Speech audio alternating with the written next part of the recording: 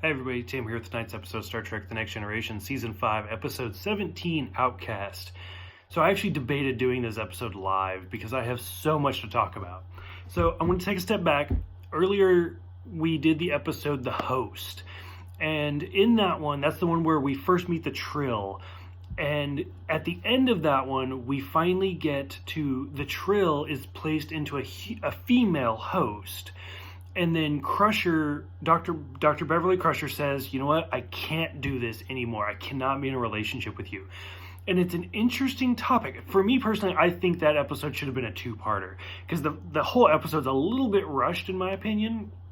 And then when we get to that moment where Crusher sees that it is now a female, and she's like, nope, it's almost homophobic. Not quite.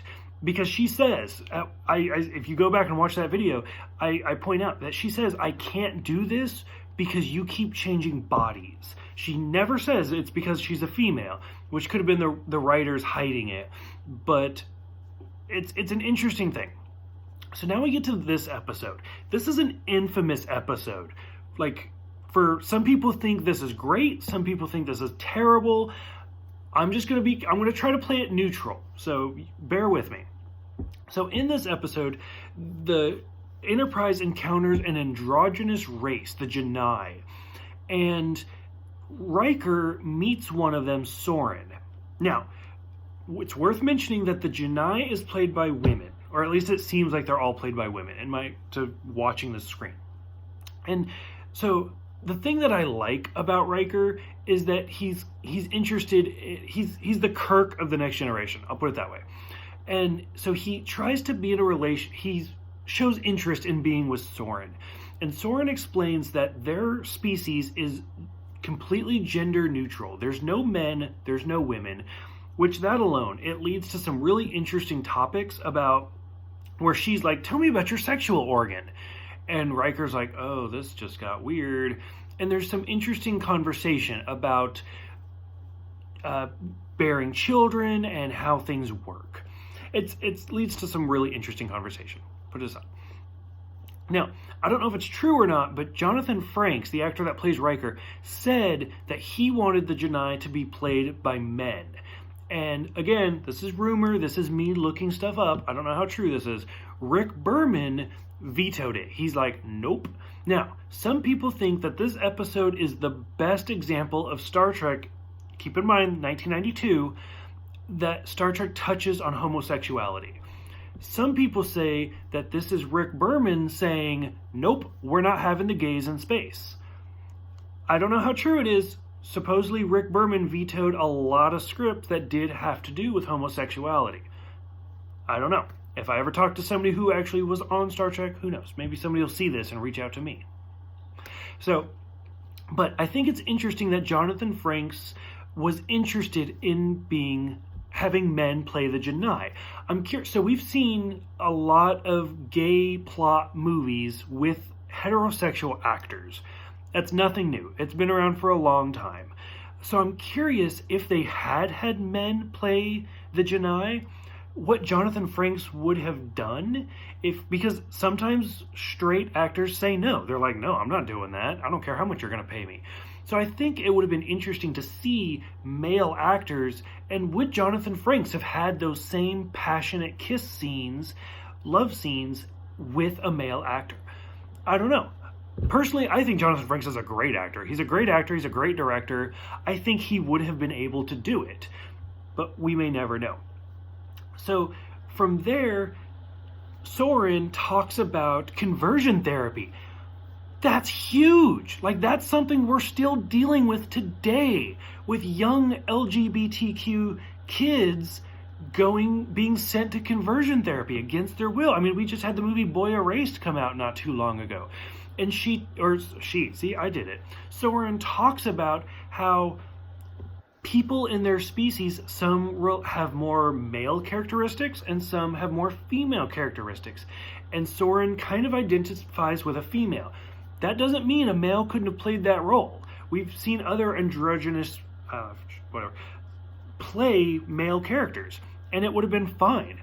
So Soren and Riker start to have a relationship, and Soren talks about how they go through therapy and they realize the sin of their ways and how they were wrong to feel that way.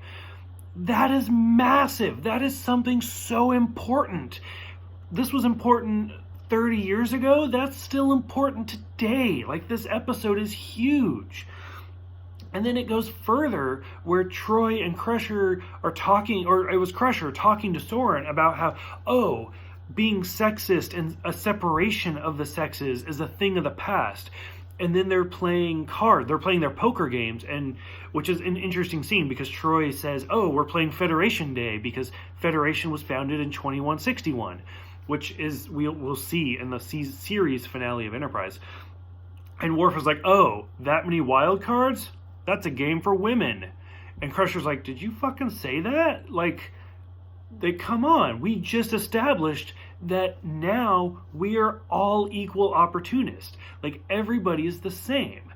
But I don't like how they portrayed it as Worf, because we've already seen Worf as a very masculine type character because he's a Klingon. But it's interesting that Crusher has taken that step back and has said, you know what? Maybe we're not as evolved as I thought we are. This is such huge stuff. Like, I could have an hour to talk about this episode and not cover everything. We finally start to get towards the end, and we see Riker and Troy talking. And so we've seen Riker sleep with a lot of different characters. And you know what? That's my favorite thing about Riker, and to a lesser extent, Kirk. But Riker, I could see being that character where it's like, you know what? I don't care if you're a human. I don't care if you're an alien. I don't care if you're green. I don't care if you're a male. I don't care if you're a female. I'll fuck you. Whatever. Bring it on. I can't really see William Shatner being that way, but I can see Jonathan Frakes being that way. I mean that in a positive way. Whatever. But we've seen Riker have a lot of relationships.